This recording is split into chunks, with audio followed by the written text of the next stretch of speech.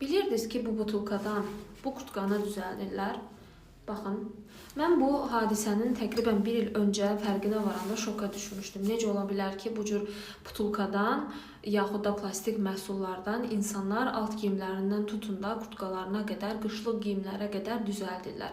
Üstəgəl də bunu məşhur mağazalar o qədər belə pəhpəhlə həm yüksək qiymətə satırlar, həm də ki etiketlərə iri-iri yazırlar ki, bu məhsul geri dönüşdürülmüş şeylərdən hazırlanmışdır. Nə bilim 90% geri dönüşmüş, 100% geri dönüşdürülmüş.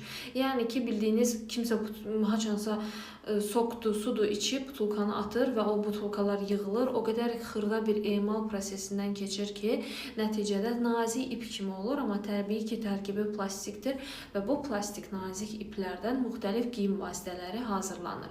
Əgər fikir vermisinizsə, geyimlərin etiketlərində görə bilərsiniz. Poliester, sonra akril, naylon, elastan, polipropilen, adını bəlkə də düzgün tələffüz edə bilmədim. Yəni necə məhsullar, necə maddələr yazılır ki, hamısının müxtəlif geyim vasitələrinin tərkibindədir və tərkibi sadəcə plastikdir. İraq olsun, kimin sözünə balaca kimi od düşsə, indiki vaxtda bütün paltarı yanacaq və dərisinin üstünə yapışacaq. Gəlin bu videoda bu tip geyim vasitələrinin insan bədəninə nə dərəcədə böyük zərər vurduğunun daha aydın araşdıraq. Belə ki, ilk öncə geyim vasitəmizin ən çox təmas etdiyi yer dəridir və dəri zərərlərindən başlayaq. Məlum məsələdir ki, plastikdən düzəldiliyi üçün bu maddələr təbii ki, havanı yaxşı şəkildə keçirtməyəcəklər və nəticədə dərinin həm təri, bədəndən uzaqlaşdırma funksiyası, həmçinin də bakteriya tərkibi dəyişəcəyindən bu həm dəridə müxtəlif allergik proseslərin yaranmasına, həm tər vəzlərinin, həm də ki, müxtəlif intim problemlərinin yaranmasına gətirib çıxaracaq nəticədə və dəridə yaranan yaraların yaranmasına, bu yaraların isə gec sağalmasına qədər gətirib çıxara bilər. Təbii ki, bununla bitmir. Bu maddələri, yəni dəriyə keçən bu plastik hissəcikləri ümumi olaraq mikroplastik adlandıra bilərik. Yəni kiçik plastik maddələr və bunlar dəri vasitəsilə qana keçirlər. Qana keçdikdən sonra isə başlasın tamaşa ki, necə başlasın. Təsəvvür edin ki, birinci gedəcək sizin hormon sisteminizə çatacaq. Bunlar hormona bənzər maddələr olduğu üçün hormon sisteminə rahatlıqla daxil olurlar və insanlarda hormonal balansı pozurlar. Xüsusən də bunu cinsiyyət hormonlarında müşahidə edirik. Belə ki, qadınlarda menstrual siklin pozulması, kişilərdə isə sperm keyfiyyətinin və sayının azalması nəticələnir. Təbii ki, bununla bitmir.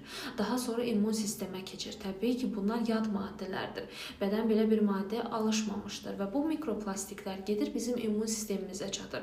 İmmun sistem dəli olmağa başlayır sözün məcazi mənasında. Çünki heç vaxt tanış olmadığı cisimlər artıq bədənə daxil olub və bunlara qarşı mübarizə aparmalıdır. Amma təəssüf ki, biz mikroplastikləri uzun müddətdə zaman-zaman yavaş-yavaş bədənimizə yeritdiyimiz üçün, çünki geyimlərimiz artıq çoxu mikroplastikdən təşkil olunub və bunlar immun sistemin mübarizə aparmasına, yorulmasına gətirib çıxar. Həmçinin də autoimmun dediyimiz reaksiyaların, allergik reaksiyaların, yəni immun sistemin bədənin özünə qarşı savaş açdığı durumların da get-gedə sayının artmasına səbəb olur.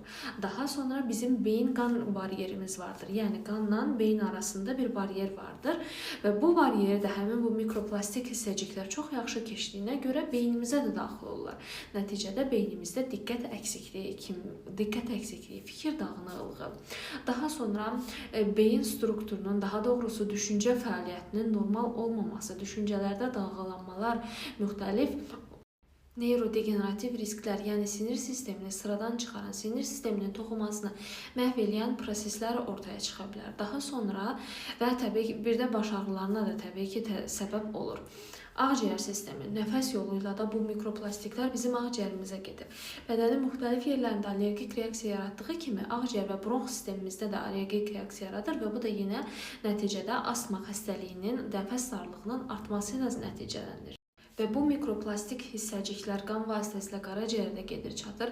Qaraciyərində funksiyalarının pozulmasına səbəb olur. Qaraciyərdə də yenə başqa destruktiv proseslərin, yəni toxumanın funksiyasının get-gedə pozulub dağılması ilə nəticələnən proseslərin yaranmasına gətirib çıxarır. Gördüyümüz kimi bu müəyyən şirkətlərin bizə geri dönüşdürülmüş adı ilə satdığı Bəlkə də kimlər üçünsə bu ideyanı kəşf edən insan üçün böyük bir belə deyək ki, alqışlanacaq, bəlkə də öz aləmində hərəkət, amma nəticə etibarilə böyük insanlığa böyük bir zərər vurulan bu mikroplastiklərdən, butulkalardan, geyim vasitələrinin insan həyatına daxil olmasıyla insanın hormonal sistemindən tutun da düşüncə qabiliyyətinə qədər hər bir yerdə bu mikroplastiklərin zərərlərini müşahidə edirik və bu gedişlə təəssüf ki, gələcəkdə bunlar da çox olacaq.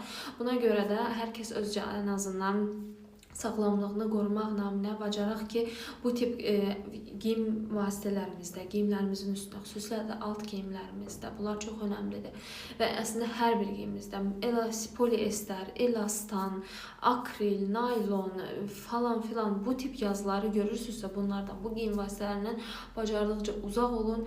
Təbii yundan hazırlanmış, kətandan hazırlanmış, pambıqdan hazırlanmış geyim vasitələrinə üstünlük verin. Çünki bunlar bizim dərimizə, bədənimizə mikroplastiklərdən fərqli olaraq elə də böyük bir ziyan vermir.